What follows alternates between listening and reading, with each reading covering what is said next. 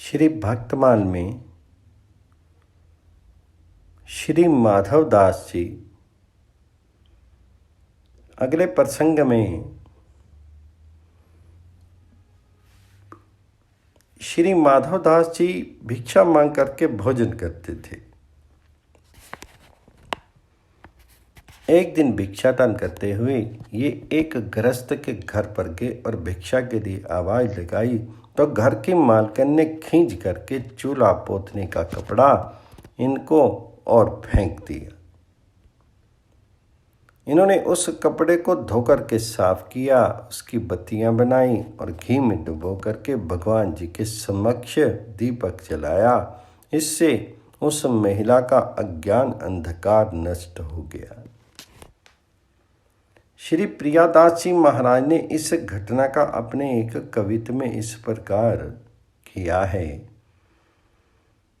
कीरति अभंग देखी भिक्षा को आरंभ कियो दियो, दियो काहू बाई पोता खीजत चलाए के, देवो गुण लियो निके जल सो प्रबाल, करी करी दिव्य बाती दई दिए में बराए के, मंदर उजारी भयो हिय को अंधियारो गयो, गए फेरी देखन को परी पाई आए के, ऐसे हैं दयाल दुख देत मैं निहाल करें, करे लेजे सेवा ताको सके कौन गाय की।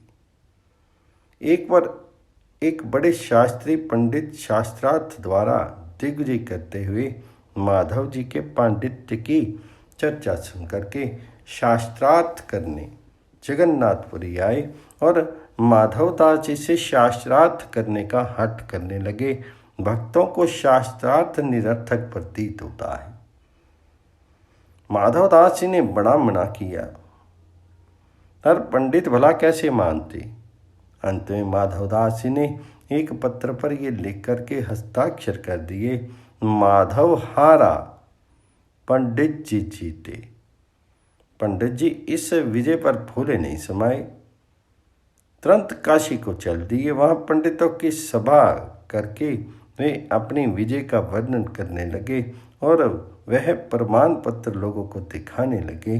पंडितों ने कहा तो उस पर ये लिखा पाया, पंडित जी हारे माधव जीता। अब तो पंडित जी क्रोध के मारे आग बबूला हो गए। उल्टे पैर जगन्नाथपुरी पहुंचे। वहां माधव जी को यों जी खोल करके गालियां सुनाई और कहा कि शास्त्रार्थ में जो हारे वही काला मुंह करके गधे पर चढ़ के नगर भर में घूमे। माधवदास जी ने बहुत समझाया पर वे क्यों मानने लगे। अवकाश पा करके भगवान माधवदास जी का रूप बना करके पंडित जी से शास्त्रार्थ करने पहुंच गए और भरी सभा में उन्हें खूब छकाया। अंत में उनकी शर्त के अनुसार उनका मुंह काला करके गधे पर चढ़ा के 100-200 बालकों को लेकर धूल उड़ाते नगर में सैर की। माधवदास ने जब ये हाल सुना तब भागे और भगवान जी के चरण पकड़ करके उनसे पांडित्य की, पंडित जी की अपराधों की क्षमा चाही। भगवान तुरंत अंतर ध्यान हो गए। माधवदास जी ने पंडित जी को गधे से उतार करके क्षमा मांगी, उनका रोष दूर किया।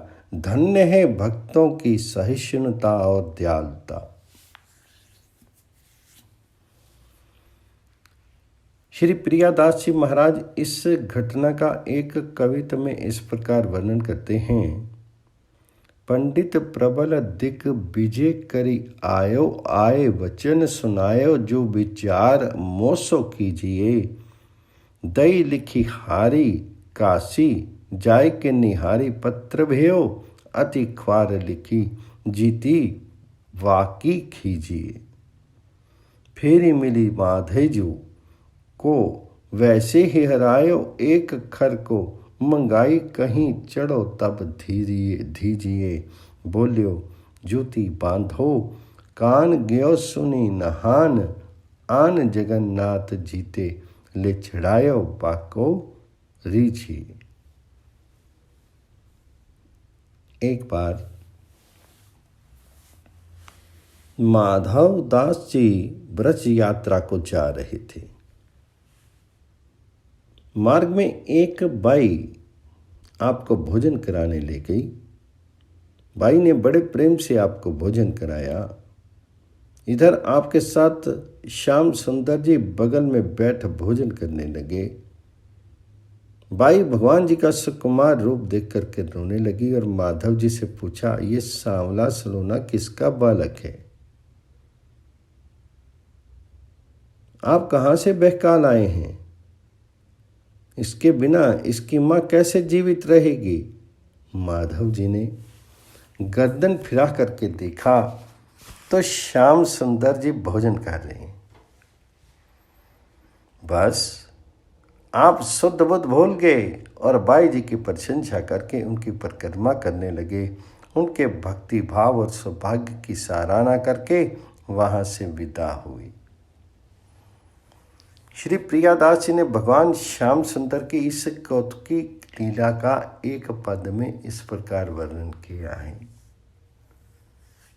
ब्रज की लीला सब गावे नीलाचल, माझे मन भई चाह जाई नैननी निहारिये। चले वृंदावन मग लग एक गांव जहां बाई, भक्त भोजन को ले आई चाव भारिये। बैठे ये प्रसाद लेत लेत दृग भरी हो, कहो कहाँ बात दुख हिये को उधारिये। सांवरो कुंवर यह कौन को भुराई ले आई, माए कैसे जीवे सुनी मति ले बिसारी। श्री माधवदास जी वहां से आगे चले और एक दूसरे गांव में पहुंचे जहां पर एक वैश्य भक्त रहता था। परंतु संयोग की बात वह भक्त किसी और के घर गया था। घर में उसकी परम भागवती पत्नी थी। उसने आकर के श्री माधवदास जी के चरणों में प्रणाम किया और प्रसाद पाने का अनुरोध किया। उस दिन उसके यहाँ एक महंत जी आए हुए थे। उनका आसन मकान की ऊपरी मंजिल पर था। भक्त पत्नी ने ऊपर महंत जी से जाकर कहा कि एक संत और आगे हैं। महंत जी ने कहा कि यहाँ तो किसी की गुंजाइश नहीं है। तब तो वह घबराती हुई नीचे आई और श्री माधवदास जी से बोली कि मैं सीधा सामान दिए देती हूँ, आप कृपा करके रसोई बना लीजिए। इन्होंने कहा कि यदि तुम्हें कुछ खिलाने का ही आग्रह है तो जो भी बना बनाया सामान हो वही ले आओ। तब उस भक्ता ने इन्हें खूब अच्छी तरह से उटाया हुआ दूध पिलाया। इस प्रकार उसकी अभिलाषा पूर्ण हुई। चलते समय इन्होंने कहा कि भक्त जी आए तो कह देना कि जगन्नाथी माधव दास जी आए थे। भक्त पत्नी को अपना परिचय देकर के श्री माधव दास जी वहां से उठ करके चल दिए। इनके जाने के थोड़ी ही देर बाद वह महाजन भक्त घर पर आया। तब उसकी पत्नी ने श्री माधव दास जी का नाम सुनाया। ये सुंदर एवं शुभ समाचार सुनते ही महाजन भक्त दौड़ पड़े। उनके साथ ही वे महंत जी भी दौड़ पड़े। दोनों ही जाकर के श्री माधवदास जी के चरणों में लिपट गए। श्री माधवदास जी भी उनसे बड़े सुखपूर्वक मिले। श्री माधवदास जी ने भक्त दंपति की संत निष्ठा की बड़ी बड़ाई की। महंत जी ने अत्यंत दीन होकर के कहा कि मैंने आपका अनंत अपराध किया है, वे कैसे दूर होगा। श्री माधवदास जी ने कहा कि जब तक जियो तब तक संतों का सीध प्रसादी सेवन करो। अपराध छूटने का यही अमोघ उपाय समझो। घर चलने का आग्रह करने पर श्री माधव जी ने महाजन भक्त से कहा कि लौटते समय पुनः मिलूंगा और श्री वृंदावन चले आए। श्री प्रियादास जी महाराज इस घटना का अपने कविताओं में इस प्रकार वर्णन करते हैं। चले और गांव जहां महाजन भक्त रहे, गहे मन माझ आगे बिंतु हु करू है। गे वाके घर वह ग्यो काहू और, घर भाए भरी तिया आनी पावन में परी है। ऊपर महंत कही, अजू एक संत आए हैं, यह तो समाई नहीं, आई अरबरी है।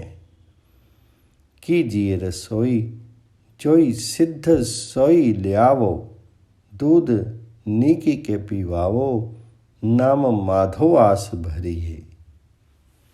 गे उठी पाछे भक्त, आयो सो सुनायो नाम, सुनी अभिराम, दौड़े संग ही महंत है।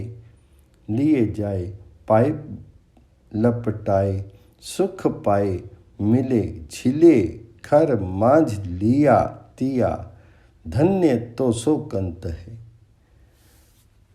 संतपति बोले, मैं अनंत अपराध की, जी अब कहीं सेवो सीत मानी जंत है।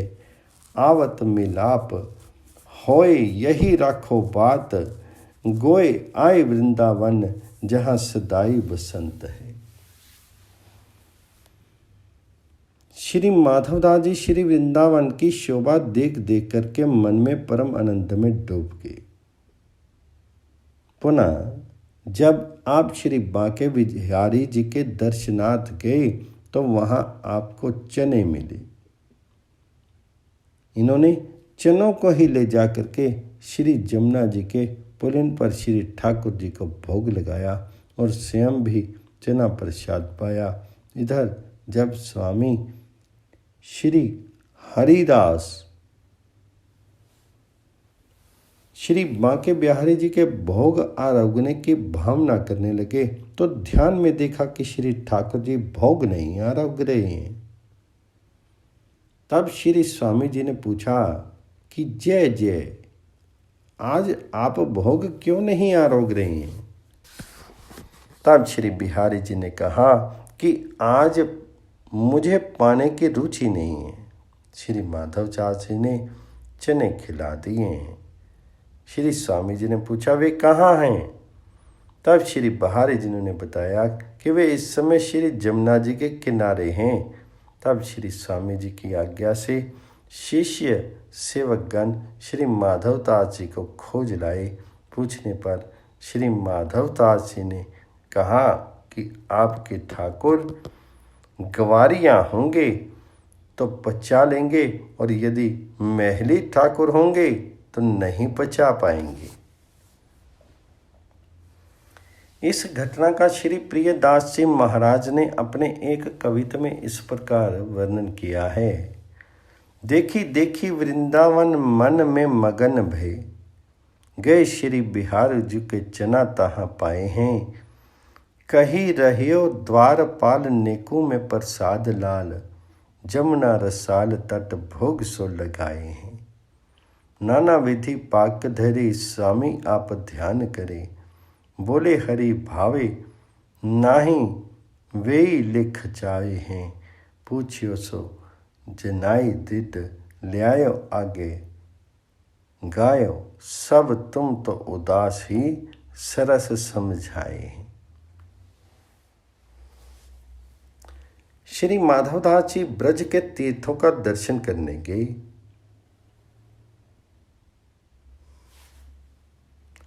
बांडीरवट नामक तीर्थ में पहुंचे। वहां खेमदास नाम के एक वैरागी रहते थे। वे रात्रि में श्री माधवदास जी से छिपा करके खीर खाने लगे तो इन्होंने उन्हें शिक्षा देने के लिए चमत्कार पूर्वक खीर में कीड़े दिखाई। फिर उपदेश भी दिया। भगवान जी की लीला कथा सुनने के लिए हरियाणा के एक गांव में जाकर के कुछ दिन रहे। वहां एक संत के आश्रम में गोबर पाथने की सेवा करते थे। पर्ची हो जाने पर पुनः ये श्री जगन्नाथपुरी को लौट चले। मार्ग में इनकी जन्मभूमि का गांव पड़ा। लोगों के मुख से अपनी माता एवं पुत्र का कुशल समाचार सुनकर के घर आए।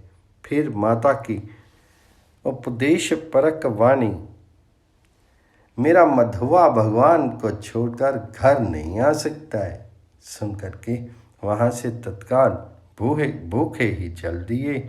मार्ग में भगवान जी ने एक महाजन भक्त को स्वप्न देकर के प्रसाद पवाने के लिए श्री माधव दास जी से मिलाया। आपने उसके यहाँ भोजन किया और फिर जगन्नाथपुरी को चल दिए। इस प्रकार माधव दास जी के अनेक चरित्र हैं। श्री माधव दास जी से संबंधित इस घटनाओं का श्री प्रिया दास जी ने इस प्रकार वर्णन किया है। गे ब्रज देखिए को बांढीर में खेम रहे, निसी को दुराए खाए कृमि ले दिखाए हैं। लीला सुनबे को हरियाणे, गांव रहे जाएं, गोबरहूँ पाथी पुनि नीलाचल आए हैं। गारहों को आए सुत सुखी सुनी माता, बानी मार्ग में स्वप्न दे के बनिक मिलाए हैं। याही बिथि नाना भांति चरित अपार जानो, जिते कुछ जाने तिते गान के सुनाए हैं। श्री माधवदास जी का भगवान श्री कृष्ण से साख्य भाव था। अतः भगवान उनसे विविध प्रकार के विनोदपूर्ण कौतुक किया करते थे। एक दिन जब आप भगवान जी का दर्शन करने लगे तो देखा कि भगवान कुछ उदास हैं। आपने पूछा, प्रभु आज आप कुछ उदास से प्रतीत हो रहे हैं, क्या बात है? तो श्री ठाकुर जी ने कहा, माधवदास जी क्या बताएं, साल बीता जा रहे और पका कटहल खाने को नहीं मिला। राजा जी के बाग में कटहल खूब फले हैं और पके भी हैं, और आप सहयोग दें तो आज रात मैं बाग में चल करके कटहल खाया जाए। आपने कहा, प्रभु बचपन पे तो मुझे पेड़ पर चढ़ने का अभ्यास था, पर अब तो मैं बूढ़ा हो गया, मेरे हाथ पांव हिलते हैं, अतः पेड़ पर चढ़ने में तो मुश्किल होगी।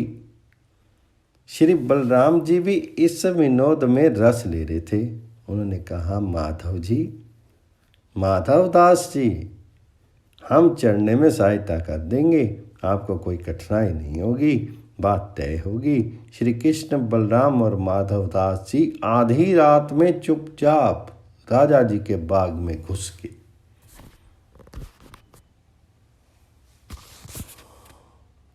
श्री बलराम जी ने सहारा देकर के माधवदास जी को पेड़ पर चढ़ा दिया। माधवदास जी ने बड़े और खूब पके देख करके कई कटहल नीचे गिराए। दोनों भाइयों ने खूब जी भर करके कटहल खाए। उधर फलों के गिरने की आवाज़ सुनकर के बाग के माली जग गए और आवाज़ की दिशा में लाठी लेकर के दौड़े। उन्हें आता देख करके श्री कृष्ण बलराम तो बाग की चार दीवारी लांघ कर भाग गए, पर बेचारे माधवदास जी रंगे हाथों पकड़ लिए गए। मालियों ने रात्रि के अंधेरे में इन्हें पहचाना नहीं, अतः खूब मार लगाई और रात भर बांध कर भी रखा। प्रातःकाल इन्हें बंदी अवस्था में ही राजा के सम्मुख दरबार में पेश किया गया। राजा इन्हें देखते ही पृथ्वी पर गिर पड़े और साष्टांग दंडवत प्रणाम किया और मालियों द्वारा किए अपराध के लिए क्षमा मांगी और मालियों को दंड देना चाहा। इस पर श्री माधव जी ने कहा, राजन, मालियों ने अपने कर्तव्य का अच्छी प्रकार से पालन किया है, इन्होंने कोई अपराध नहीं किया, अतः इन्हें दंड नहीं पुरस्कार देना चाहिए। राजा ने आपके कथन के अनुसार मालियों को 12 बीघे जमीन का पट्टा पुरस्कार स्वरूप में दे दिया। तत्पश्चात उनसे आधी रात में बाग में आने का कारण जानना चाहा। तो श्री माधव जी ने उन्हें जब सारी बात बताई तो राजा प्रेम विभोर हो गए। उन्होंने कहा, प्रभु मेरे धन्य भाग्य हैं कि आप मेरे बाग में आए। अब ये बाग आपकी ही सेवा में प्रस्तुत है। ये कह करके राजा ने ताम्र पत्र पर लिख करके बाग को श्री ठाकुर जी के ही चरणों में समर्पित कर दिया। माधवदास जी के ऐसे अनेक चरित्र हैं जो विस्तार भय से यहाँ वर्णन नहीं किए जाते हैं।